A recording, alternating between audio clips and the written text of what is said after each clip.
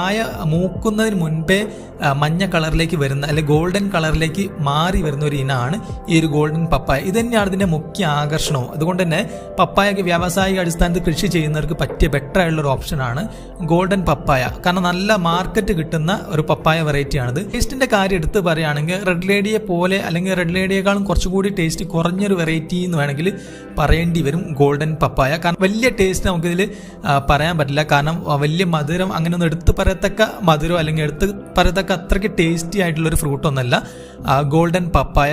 നമുക്കിത് വീട്ടിലൊക്കെ വെച്ച് പിടിപ്പിക്കുകയാണെങ്കിൽ ഒരു ഓർണമെന്റൽ പർപ്പസ് പോലെ, പിന്നെ നമുക്ക് ആവശ്യത്തിന് കറികളിൽ ഇടാനും പഴുപ്പിച്ച് ഉപയോഗിക്കാനൊക്കെ പറ്റിയ നല്ല ഫ്രൂട്ട് തന്നെയാണ് ഈ പപ്പായ.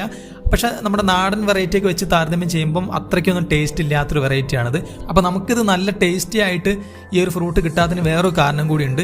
ഇതിൻ്റെ ഫസ്റ്റ് ജനറേഷൻ ഹൈബ്രിഡ് വിത്തുകൾ നട്ട് കഴിഞ്ഞാൽ മാത്രമേ നമുക്കിതിൻ്റെ യഥാർത്ഥ ടേസ്റ്റുള്ള ഗോൾഡൻ പപ്പായ നമുക്ക് ആസ്വദിച്ച്